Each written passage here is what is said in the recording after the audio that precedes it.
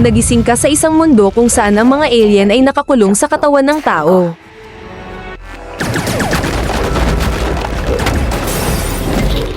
Di mo alam kung ano at sino ang totoo. Nang bumukas ang portal, nagsimula ang kaguluhan. Sino ang magsasakripisyo para iligtas ang sangkatauhan? At sino ang may hawak ng tunay na implant? Alamin natin sa pelikulang.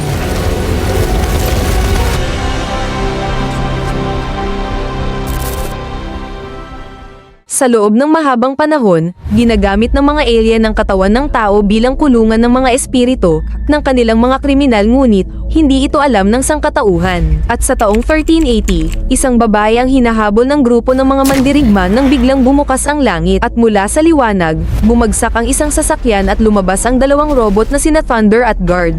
Ang kanilang misyon, hulihin ang alien na nagtatago sa katawan ng babae gamit ang mahiwagang espada. Natalo ni Guard ang nilalang, ngunit nasawi ang babae at naiwan niya ang kanyang sanggol. Matapos ang operasyon, dinala ni Thunder at Guard ang nahuling alien sa taong 2012 at ikinulong sa isang espesyal na kulungan. Ngunit kalaunan, nadiskubre ni Guard na dinala pala ni Thunder ang sanggol sa kanilang panahon. Wala siyang nagawa kundi alagaan ito habang hinihintay ang susunod na batch ng mga alien prisoners na darating makalipas ang 10 taon. Samantala, sa 1391, lumitaw ang bounty hunter na si Mio Rayok kasama ang kanyang warrior Catman. Hanap buhay nila ang paghuli ng mga kriminal, ngunit ngayon, isang misteryosong punyal ang bagong target ni Mio, isang sandatang konektado sa kanyang nakaraan. Sa tulong ng bilanggo na si Dongay, nalaman ni Mio na ang punyal ay aksidenteng nalambat ng isang mangingisda at naibenta sa isang judge sa syudad. Doon niya nakaharap si Judge Hyun at ang kakaibang lalaki na si Shu, na halatang mula sa ibang panahon. Nang magtanong si Mio tungkol sa punyal, bigla siyang pinaralisa ni Judge Hyun. Sa itaas ng tavern, nagharap si Hyun at Shu. Nahulog ang punyal, kinuha ni Donghay, at mabilis na tumakas. Hinabol naman siya ni Shu, habang nakita naman ni Mio ang wanted poster ni Shu na isa palang alien. Sinubukan niyang pigilan ito, pero sinuntok siya ng paulit-ulit ni Shu at nawalan ng malay. Nang matagpuan siya ng kanyang mga Catmen, natuklasan nila ang isang spaceship na nakakubli sa lupa at isang babaeng nakapula ang tumatakbo palayo mula rito. Sa taong 2022 naman, si Guard ay isa ng ama kay Yian, na palaging napapagalitan sa school dahil sa mga kwento niya tungkol sa alien at robot, at palihim din siyang nagtatago ng cellphone sa kotse ni Guard para makinig sa mga sikretong usapan nito. Dito niya nalaman na may paparating na convoy bukas, at kailangan nito ng 100 tao para sa implantation. Sa pagdating ng gabi, umalis na si Guard gaya ng nakasanayan. Si Yi naman ay bumalik sa kotse para kunin ang kanyang cellphone, pero aksidenteng nabuksan niya ang compartment at nakita ang isang alien tech at biglang lumitaw si Thunder para pigilan siya na nagbulgar sa kanyang sarili. Nagtanong si Yi, kaya ipinaliwanag ni Thunder ang tungkol sa mga alien at kung paano sila nanggaling sa nakaraan nang bigla dumating ang mensahe sa screen na nagpakita ng susunod na lugar ng implantation. Ito ay sa isang ospital. Kinabukasan, pumunta si Yi sa ospital at nag-record ng video para kahit i-erase ang kanyang alaala ay malalaman niya pa rin na pumunta siya roon. At habang nagre-record, nabangga niya si Officer Dusok nang bigla, sa kalangitan lumitaw ang isang spaceship at naghulog ito ng kakaibang bato sa gitna ng ospital. Naging koko nito at naglabas ng tentacles para i-implant ang mga alien prisoners sa katawan ng mga tao. Nalagyan ng implant si Dusok pero nakatakas si Yi. Nakita roon ni Guard si Yi at agad binawi ang bato kung saan bumalik sa normal ang hospital na para bang walang nangyari. Samantala sa 1391 naman, si Mio at ang kanyang Catmen ay hinahanap pa rin si Shu at nakarating sila sa lumang bahay nito kung saan nakita nila ang isang sulat sa isang templo na para kay Shu na inuutusan siyang nakawin ang punyal. Nakita rin nila ang isang painting ng spaceship, mga alien, at naroon din si Thunder. Lumalabas na ang templo ni Shu ay headquarters ng mga masked warriors kung saan dumating ang mga salamangkerong sina Yaksol at Chungwon para ipakita ang kanilang magic sa pinunong si Jojong. Pero ang nais lamang ni pinunong Jojong ay ang mahiwagang punyal na hinahanap rin ni Mio. Inutusan niya rin ang dalawang salamangkero para hanapin din ito. Samantala, nalaman ni Mio na binili ng isang mayamang pamilya ang punyal. Kaya hinarang niya ang groom sa kasal ng pamilya at inagaw niya ang damit nito ito para makapasok sa kasal at magpanggap. Pero nang sila na lamang ang natira ng bride, ay nagtataka siya dahil pamilyar ito pero di niya ito maalala kung saan sila unang nagkita. Pero bago tuluyang mabisto, pinainom ng bride ng tsaa si Miyu at matapos uminom ay nagpaalam ito na lalabas kung saan sinabihan siya ng kanyang mga catmen na ang punyal ay nasa warehouse ng pamilya. Pumunta roon si Miyu pero nagsimula siyang mahilo at nakita niya rin doon ang bride na tila may hinahanap din. Kasabay naman nito, dumating din ang mga salamangkero at ginamit ang kanilang magic para utusan ang pinuno ng pamilya na kunin ang punyal. Si Miyu naman ay nanghihina parent at nakita ang bride na nagtatago sa dalawang salamangkero, kung saan napagtanto niya na ang bride ay ang Red Lady na tumatakbo papalayo sa spaceship na nakita nila noon at pareho silang nagpapanggap lamang para makuha ang mahiwagang punyal kung saan ginamitan siya nito ng lason para di niya makuha ito. Matapos ito, lumabas si Red Lady at gamit ang martial arts at baril, nakipaglaban siya sa mga kawal at nang iniabot ng pinuno ng pamilya ang punyal, biglang inatake siya ng mga salamangkero at ginamitan siya ng kakaibang invisibility magic, ngunit hindi naging sapat ito at wala pa rin silang laban kay Red Lady na pinaputokan sila ng baril. Nakuha niya ang punyal subalit nang papatakas na siya, bigla siyang pinatulog ng mga masked warriors na nag-aabang sa kanya at kinuha nila ang mahiwagang punyal at nahulog ang baril. Samantala, nailigtas naman si Miyu ng catmen at pinulot nila ang baril bago umalis. Sa 2022 naman, pumunta si Yi sa bahay ng kaibigan niyang si Minsun at pinakita niya ang video na kinunan niya sa ospital. Nang malaman ang lokasyon ni Yi,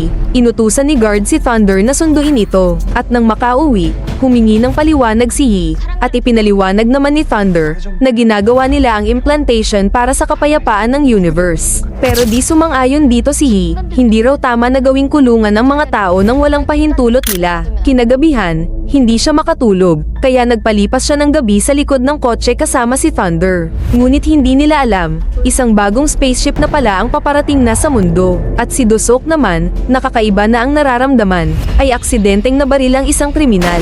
Ngunit sa istasyon ng polis, ay pinakawalan pera ng mga kriminal at narinig din ni Dosok na itutuloy ng mga ito ang illegal na transaksyon. Kaya, agad niyang sinundan ang mga ito at pinatay silang lahat. Ngunit, tila wala siya sa sarili nang mangyari ito dahil pagkagising niya, nasa bathtub na siya pero wala siyang maalala. Samantala sa kalawakan, papalapit na nga ang spaceship sa mundo at nadetect ito ni Thunder at pinatunog niya ang alarm kung saan narinig naman ito ni guard at nakita niya rin ang pagkagising ng ilang alien prisoners sa katawan ng mga biktima at kasama na dito si Dosok. Sinubukan naman ni guard na palabasin si Yi sa kotse, ngunit wala na siyang oras pa kaya agad silang lumipad kasama si Yi. Sa downtown, isang pulang alien ang humabol kay Dosok papasok ng elevator, kung saan ibinunyag ng alien na ito na nasa loob ng katawan ni Dosok ang leader nila na siya ding sumira sa planeta ni Guard at gusto niya itong palayain sa katawan ni Dosok. At nang dumating nga si Guard, nag-armor mode ito at nakipaglaban sa alien.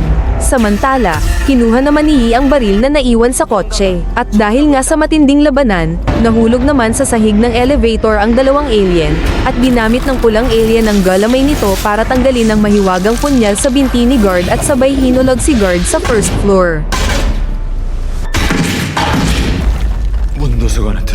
Matapos sagipin ni Thunder si Guard, tumakas naman ang alien sakay sa kanyang spaceship at hinabol si Dosok na sakay sa kanyang police car at nagtago sa isang parking lot, ngunit nahabol parent siya ng spaceship hanggang sa sentro ng lungsod.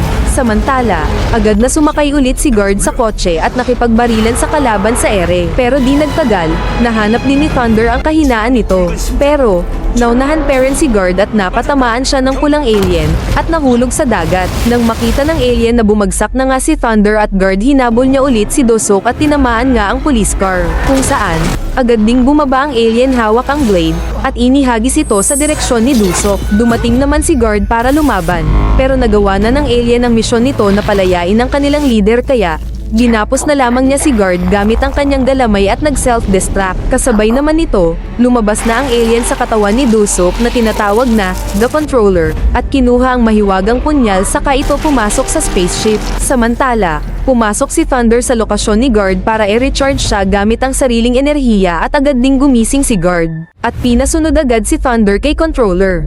Pagpasok niya, natuklasan nila na dinala ng pulang alien ang Hava, isang matter na kayang baguhin ang atmosphere ng Earth, at kapag kumalat ito, mamamatay ang lahat ng tao at malayang makakagala ang mga pulang alien kahit wala sila sa katawan ng mga tao. Sa sandaling iyon, nakapasok na nga si guard at nilabanan ng controller. Ngunit, inihagis lamang siya nito at tumakas, habang ang mga Hava naman ay nagsimula ng kumalat sa labas ng spaceship. Nang makarecover si guard, ay ginamit niya ang naiwang punyal para pigilan ang paglabas ng iba pang mga Hava. Sa mga oras na iyon, ni-rescue naman ni Thunder si Yi matapos makita ito ni controller, na bumalik na sa katawan ni Dusuk. Pagkatapos maglabas ng mga galamay si controller, pinakawalan niya ang unang pulang hamog na nagpatamba sa lahat ng taong makapitan nito.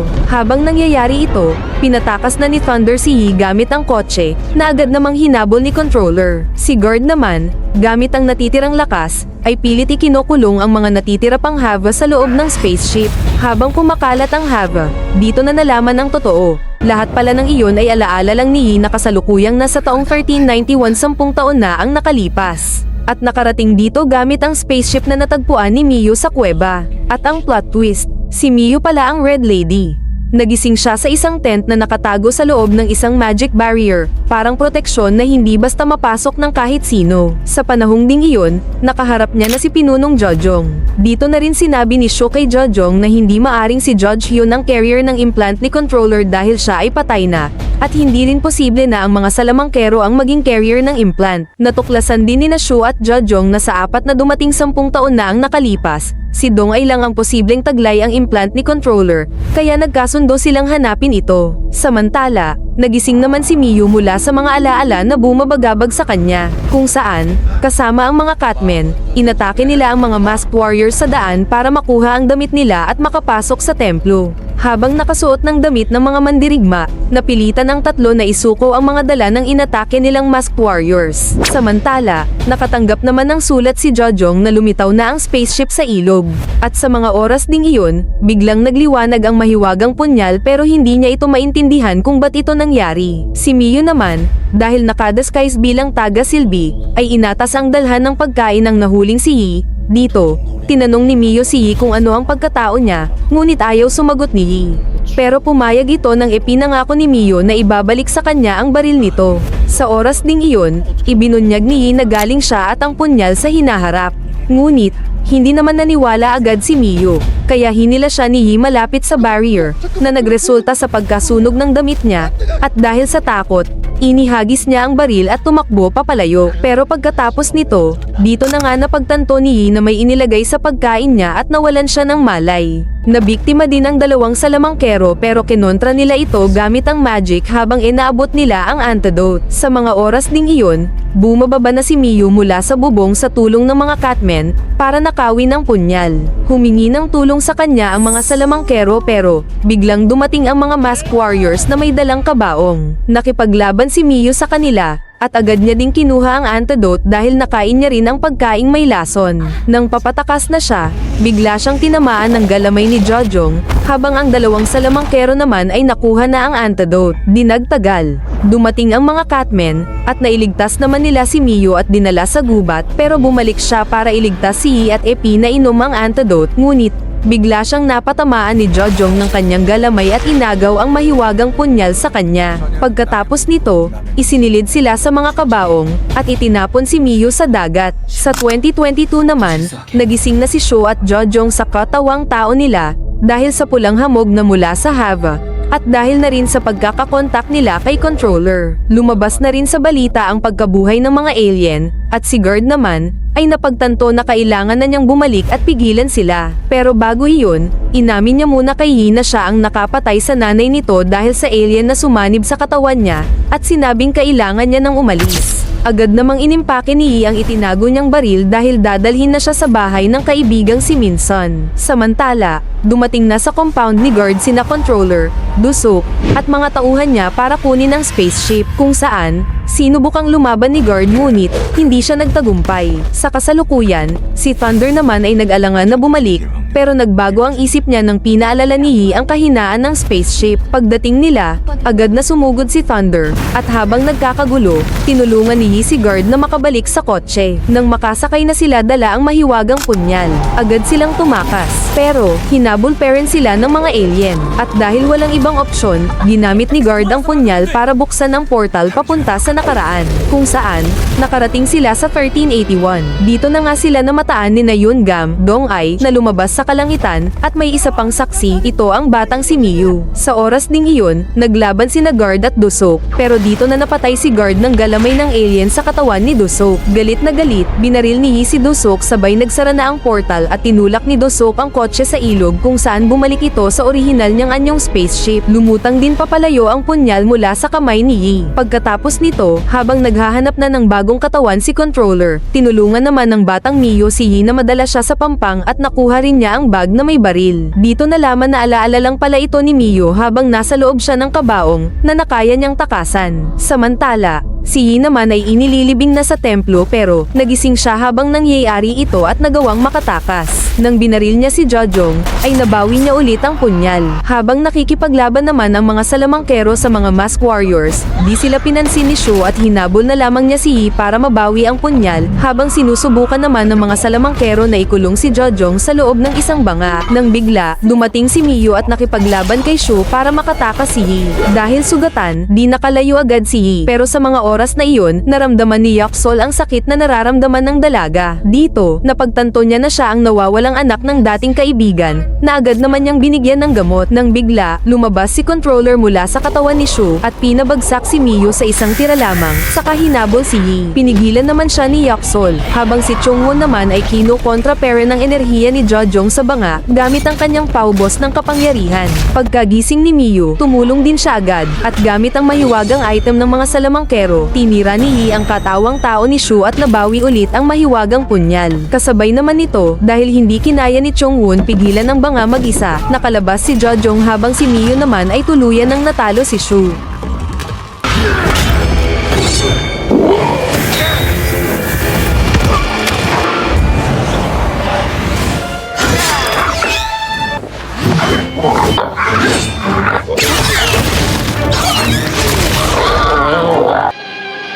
Pero di pa rin makatakas si Yi at hinabol pa rin siya ni Jojong hanggang sa ilog, kung saan sumunod din ang dalawang Catmen. Pero bago malagutan ng hininga, sinabi ni Shu kay Miyu na may kakaiba sa loob niya. At dito na nga biglang bumalik ang flashbacks ni Miyu, kung saan naalala niya ang araw na nailigtas niya si Yi, at sa may gubat may narinig silang ingay. Nang imbestigahan niya ito, doon niya nakasalubong si Dusok, kung saan ginamit ni Controller ang pagkakataon para lumipat mula sa katawan ni Dusok papunta sa katawan ng batang si Miyu. Doon na nga biglang nawalan ng malay ang binata. Nang makita ito, napaisip ang mga salamangkero kung dapat na ba nilang patayin si Miyu. Sa 2022 naman, dumating si Min sa bahay ni Guard at nakita ang kotse na pumapasok sa portal, kung saan naiwan din ang spaceship, at doon nagtatapos ang pelikula. Abangan ang susunod na yugto.